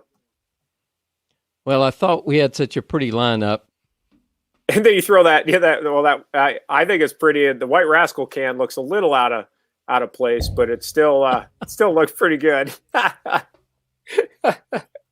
There we go. I can't quite fit them all in quickly. No, that's good. Well, Doug, I just broke your record on how many we've drank. That is what happened. But what a beautiful array of beers, and just what a privilege to hear you kind of unpack these for us. I don't know that I've ever had an experience anything close to it. This was fantastic. Well, thank you, Doug. I appreciate that. This is a lot of fun, and I love talking about it. It's Though my book currently that I'm working on is on ancient beer history, and I just released an article for the Oxford Classical Dictionary that basically outlines what my book's going to be. But this will probably be the next book is on the monastic brewing tradition in its earliest roots. Thank you to Stan, because Stan, who is, like I said, he's one of my dearest friends, and he's like, it's your turn now. You look further back. I wrote Brew Like a Monk. You do the older history. So hopefully I'll be turning to this history again in the next couple of years. All right. Well, our time has slipped away from us a little bit. Sure has. We have 24 minutes. Okay. It's a hard stop, Travis. And you have Sounds 17 questions. Okay, let's do it. So we're going to have to kind of knock these out. So okay. if we run out of time, I apologize. But if you look at the questions and you want to prioritize one, everybody gets one vote. So if you see one there you want to ask, all right. So we're not going to waste any more time with it. First question: have the monks ever brewed a Belgian? Excuse me, all that carbonation. I told you. Have the monks ever brewed a Belgian IPA? Oh, good question. No, they have not. Not the monks that I work with. No. They're interested in it, but not that interested. Let's put it that way. They're still trying to stick to older traditions. But of course, not that interested. They're right. They're like, ooh, IPAs. Because, when they came out to visit me, they would drink an IPA every now and then, but they went right for the barrel-aged high alcohol stuff, which blew me away. That's all they wanted to drink. So, yeah. Well, Hiller, that was a great question. All right. Henrique has the next question. For the Westmalle, are they using the 3787 yeast? I can't seem to get the same character. Maybe it's the hops, or maybe it's reusing the yeast and developing a unique character. Yeah. That's a really good question. It is very possible that it's from internal yeast propagation that they're getting a consistent character. Because that's what we do at Avery. So we really don't buy yeast anymore. We have our own yeast plants and grow our own. So that might be getting it. The other thing that I could recommend, which you might be doing already, is you could try to stress the yeast. So 3787, if you underpitch it, it will produce a lot of those. Actually, I guess I'm gonna have to drink it to see what those characters are, but of course you do. That's right. You'll get some of those. You'll get more of those fruity characters out of it. And that's kind of a good little brewer's tip is we'll under pitch. So what you think should be your volume, cut it by 20 to 25%. You might get some of those characteristics. You can also under oxygenate it and it'll do the same thing. I've never heard that. Okay. I like that. Enrique, great question. Ruth has the next most popular question. If St. Bernardus is using the original recipe and yeast from, I guess she's saying Westmalle, but the St. Sixtus at Westmalle is brewing the recipe with Westmalle yeast, what is the real Westie? Will the real Westie please stand up? That's right. That's a good question. And you've stumped me because I don't know which one would be using the quote real yeast for that's being propagated for 3787. Now, granted, with Y yeast, they're not propagating anymore. They took the yeast strain, they bought the rights to it, and they're just mass producing it now. But I don't know which one's the original. So that is a good question. I'll have to look into that. Tough audience. Yeah, that's good. That's a great question. I love that. Yeah. We've sent you home for some homework. That's right. Enrique has another question. I love brewing Belgian beers. I've experimented with different sugars and have now found that dextrose has worked the best for me to get the beer attenuated well enough. Mm-hmm. I have not noticed any difference in the aroma or flavor. I did a triple with dextrose, and it seems to have produced an excellent beer. Yep. I've had trouble, though, with cane sugar or invert sugar with less attenuation. What's your opinion of dextrose, i.e. corn sugar? Yep. Dextrose is a great purveyor for getting what you need to get. I mean, we use a lot of dextrose for various beers as well because they're very simple sugar chains, so the yeast can consume them very easily and readily. Years ago, we used to use a lot of Belgian candy sugar, and we still use it in some of our barrel-aged beers because it produces a lot of residual sugar. But if you're actually trying to get it to ferment out, dextrose is the way to go because the sugar chains chemically are really, really short, so the yeast will go after them.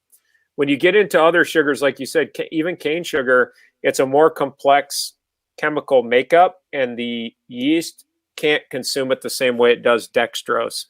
So that's one way to look at it for sure. The other thing, a brewing secret, is if you want to use weird sugars and you're going for a high gravity brew, you can add something called glucoamylase. And glucoamylase will actually chop up those really long, complicated sugar chains and make it more readily consumable by the yeast, if you want to try that. But dextrose, my perception of dextrose is use it. It's good. Where do I get glucoamylase? Now that's the difficulty. So when we buy it, so. Yeah, it's not very cheap, and it is extremely potent. Like, I've had home brewers come to me and be like, "Can we have the bottles from your gluco pitch?" Because they know, like some of my good friends know, and they can get just a drop out of a glucoamylase bottle. Will do a whole home brew. But I have heard, and I can't confirm, but I have heard that homebrew stores are trying to figure out a way to carry it in small quantities. So glucoamylase will chop up those long sugar chains for you if you want to get a really high gravity brew as well. Well, bottom line, Henrik, you're on the right track, it sounds like. Yes, absolutely. Use dextrose. There's nothing wrong with it. All right, Tom has our next most popular question. Trappist ales here in the States taste stale and old to me. Do they taste that way to you? And do you know of any way around this? Honestly, yeah. I mean, there are a couple that, yes, they do. Depending on where I get them is what I will say. I have one good liquor store in town, or it's very nearby me, that I know gets them in very fresh. Like, for example, the Chimay, they actually had gotten that case in the day before. So and the packaging date on it, they claimed, although I couldn't see it, but they said on the case was only 30 days old. So it's very, very fresh Chimay, which is awesome. But you're right. It's gonna taste a little stale. And as you guys know, even though these are bottle conditioned, a lot of them will sit in warm storage for a long period of time in some liquor stores. So unfortunately, I feel like the best way to deal with it is to try to find the location that's getting the freshest in. I love to support the local mom and pops as well, but the bigger chains are going to get them and process them quicker. The other thing is I throw it right in. Honestly, I know a lot of these can just go into your cellar, but I throw them right into the refrigerator. I know a lot of people will cellar them, or they throw them into their basements and keep them at 60 degrees. But I don't. I throw them into the fridge as soon as possible, and then I'll wait till later to consume them. I know it takes up a lot of room in the fridge, but to me, it's worth it. I can't believe that Delirium still looks like a fizzy down at the bottom. It's gorgeous. It's phenomenal. It's beautiful. Beautiful. Has the highest clarity of all the beers, without a doubt. Very, very pretty. They do good work. I can see that now. Okay. Chris Fry has the next question, the most popular. Sorry if this was covered before, but as Orvals age into the years, they are one of the few that express bubblegum. What can homebrewers do to replicate this? Is it solely the yeast strain and time? It is. So it's actually kind of funny. The same thing that I was reporting earlier about getting certain characters out of yeast. That bubblegum character is the isoamyl acetate, and it's very, very much a distinct characteristic of Belgian yeast strains. And so the two best ways to do it as a home brewer is to stress the yeast, or I should say that's the best way, but there are two ways you can do it. One is to underpitch or to under-oxygenate. And you create an environment where it's actually a stress byproduct that the yeast puts off is isoamyl acetate. Now, obviously, you got to feather it though, because if you if you underpitch too far or under oxygenate too far, the yeast could die. But what we do in order to make things like White Rascal, or to get that isoamyl acetate character that you're getting out of that bubblegum character you're getting out of Orval as it ages, they are almost certainly underpitching. So just when you do your calculations on what you would need, I would cut it by 20 to 25%, and you'll get more bubblegum character out of the beer. But that's a really good question. It's isoamyl is an interesting little tidbit to work with, and but it does work. And the yeast that we use, if you're looking at smack packs, 3944, Y yeast 3944 works really good. Really, really good for the production of isoamyl acetate. All right. Crispy, I knew would ask a tough question.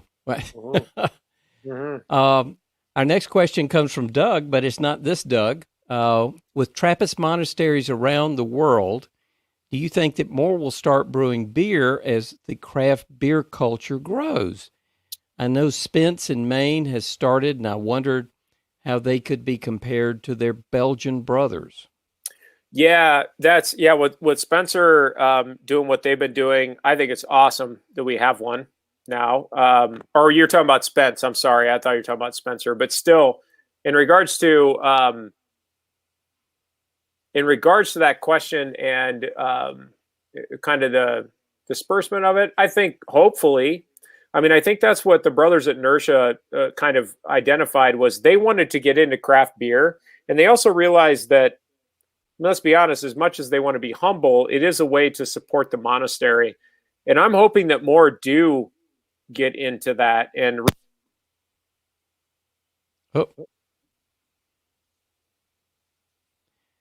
Travis, no audio. Yeah, you did something. It sounded like you tapped your computer. Are you there?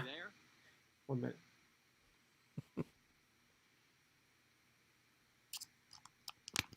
While he's doing that and figuring that out, I think, figured out how to get all those in the picture. And I'll have to say, Travis, that is the prettiest array of beers we've ever tried to present at one of these events. That's good. And, can you hear me now, Doug? I can. Can you hear me? Okay, good. Yes, I can hear you good. Sorry about that. I did. I dropped my hand and pulled my cord out of my computer, so I apologize. But yeah, like that's I'm really hoping, to his question, that we do see more of them doing it. All right, we're down to, looks like 10 questions, and we have right at 10 minutes. So we're going to have about a minute apiece. We can do Bob Fulmer has the next question. Bob asks, what have you seen the monks brewing throughout history? Did they use large copper pots, half barrels for mash tuns, etc.?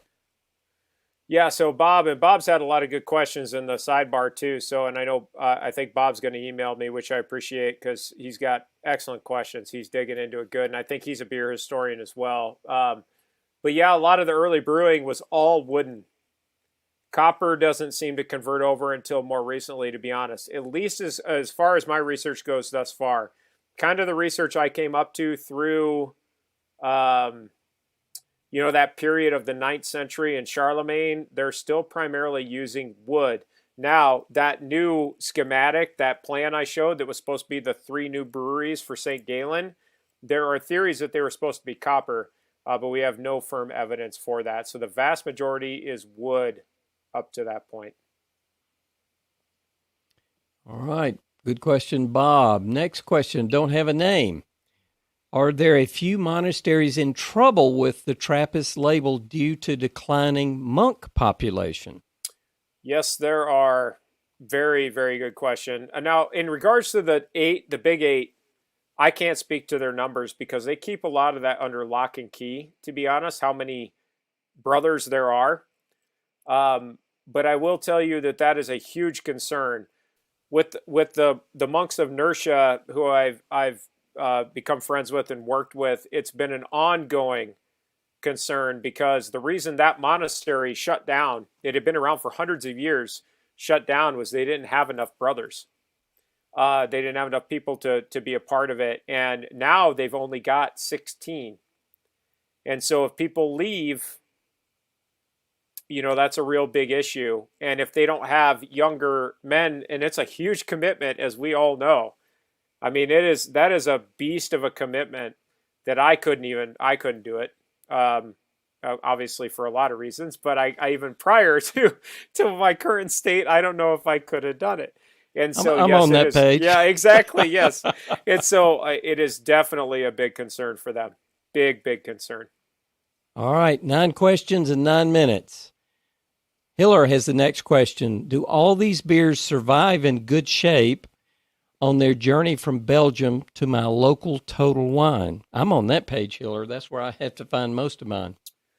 I would say yes. Total Wine, just because Doug and I were going back and forth too and getting the lineup ready. Total Wine is a big one for us out here as well. And so, like I said, in Colorado, we very much try to support our mom and pop shops, because we didn't open up to chain distribution until about 2 years ago.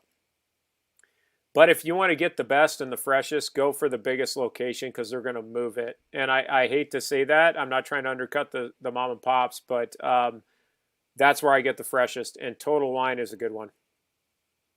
Yeah, they've worked out well for me, but I have a couple of favorites here in the Greenville area.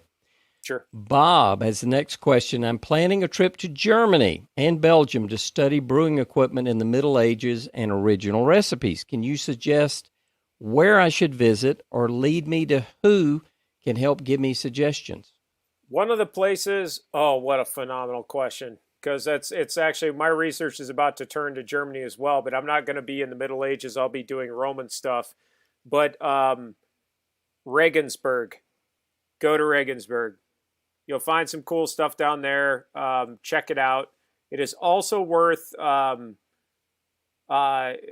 Bavaria in general is a good place to kind of live in, to find a lot of those things. There are some breweries, if you get out to some of the castles and things that are in Bavaria, you'll be surprised how many breweries exist there and you've never heard of before, and they're really, really old. But I would definitely start there. But Regensburg is a good place to start in Germany. All right. During this next question, I am going to switch your mic because your audio level has really dropped. Hopefully, it will come back stronger. Sorry about that. Doug, can you hear? Nope. I'm not sure it was your fault, but when we had that switch over, I wanted to get you back strong. I got to get new headphones before we do this again next month. I think you're okay. I'm not sure where this problem lies, but we're good now. Okay. As long as we don't hit buttons, I think we're in good shape. Right. Exactly. That's right. Yeah. But that is a reminder that we do have an event coming up in October. Am I remember right? October 8th? Yeah. Is that right? It's not the 8th. I think it's later in the month. I have another event on the 8th, but okay. But we have it in October. I can't remember what the date is. Yeah. Yep. We'll look. Well, we'll be talking about the Ales of Antiquity series, and that will be a lot of fun. We'll have a unique group of beers that I don't think is available anywhere else. So nope. That will be fun. All right, 6 questions and maybe about 6.5 minutes. Stacy has this one. Can Tremens yeast be harvested from the bottle, or is it centrifuged? Tremens is centrifuged, unfortunately, which is why it's so clear. You're just not going to get anything in the bottles. But because we've actually tried it before, or I should say I've tried it, tip the bottle upside down, try to collect it in the cap, and let it flocculate out. It doesn't work. Pretty sure it's being centrifuged based on that clarity. And Doug probably poured out the vast majority of his. Here, let me. Yeah, I didn't finish it though. Here, I'll do mine, but I doubt there's going to be much cloudiness to it. And yeah, there's a little haze to it, but very, very little. And that's probably just from transportation. So I think you'll have a really hard time harvesting live yeast cells off of it. So sorry, Stacy. Sorry, Stacy. Good question, though. It was a very popular question. And Travis, Edward asks when our next talk is. And I'll tell you what, while you're answering the next question, I will look that up and confirm that date. That sounds great. Jeff asks if you can send your email again. Can you post it there in the chat? I sure can. I'll do it right now. I'll post both of them, and you guys can contact me there. And then you can follow me at the Beer Archeologist on Instagram if you want more information as well. All right. I'm going to keep moving through the questions. I know I need to look up that date. But Edward says, great talk. Thank you, Travis, for sharing. Thank you, Doug, for hosting. Absolutely. Bob has a tougher question. Do you have some info or presentation I could see on your talk on the history of hops? So I'm glad actually you asked that. And Doug asked me to put this together beforehand, but I forgot. So let me take a look at my calendar real quick, because I am doing a talk on the history of hops. I'm sorry, Doug, this is completely impromptu. That's all right. I can tell you about it, but it's coming up pretty soon, and it's also in October. I believe it's the Thursday after I do the event with Doug. There it comes out. Ours is October 22nd. Oh, maybe it's the week before then. Let me look. And Bob says that will be time for his liver to recover. Yeah, I understand. It is on October 15th. And, cheers, Bob. Yes, and I'll be doing I'll do some social media on it here soon. It's actually kind of interesting. It's Canada that reached out to me, and it's for the Ontario Archaeological Society. I'm doing a talk on the history of hops because they caught wind that one of my theories on it is that it actually came through Canada. So we'll be talking about the distribution of that. And just if you follow me on Facebook or Instagram, I'll be posting more stuff to promote that when it comes up. Okay. We have 3 minutes, and we do have a really hard stop. I mean, it will just end abruptly. Sounds good. So everybody knows. Henrik asks, why can't Avery Reverend not be as good as the Belgium quads? What to do different? Not as sweet. We just haven't made it that way. We've made it to be a sweeter kind of a quad, and I don't think anybody wants to change it. But I agree with you. I like these other beers better, even though I brew that beer. What we would have to do is we would have to get that sugar to attenuate out, and we intentionally do not do that to make it more of a sweet beer. Okay. Henry does add that he really loves it. Okay, good. All right. Last question, and that's perfect. Kate has the last question. Is there somewhere we can follow, subscribe to make sure we get all y'all's discussions?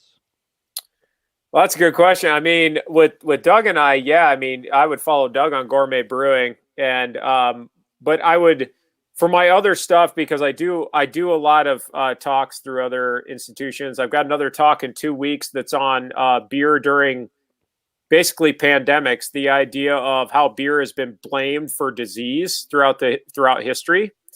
That kind of stuff you can find on my Facebook page, and just look for the Beer Archeologist, or you can follow me on Instagram at the Beer Archeologist, and I post it there as well.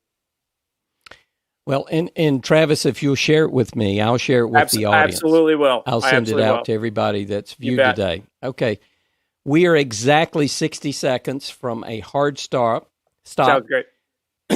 First of all, Travis, thank you so much. This was pleasure. A blast. Thank you, Doug. This was a lot of fun. Yeah, this was a lot of fun. I mean, look at this. I mean, we have never had such an array of beautiful beers. Yeah. So this was a lot of fun. You made it very special. Oh, thank you. And I appreciate it. But the audience, Henry says, Doug and Travis, excellent presentation. Thank you. Zachary says, thank you. Edward says, thank you. Bob says, thank you. Edward has a big heart. Steve says, thanks, Doug and Travis. Our Brad, pleasure. thanks. Henrique, great. I loved it. We have 10 seconds left. Anything you want to say right quick, Travis? No, just keep drinking beer out there. And thanks for joining us. We'll do it again real soon. We'll see you guys next month. Cheers, my friend. Cheers, guys.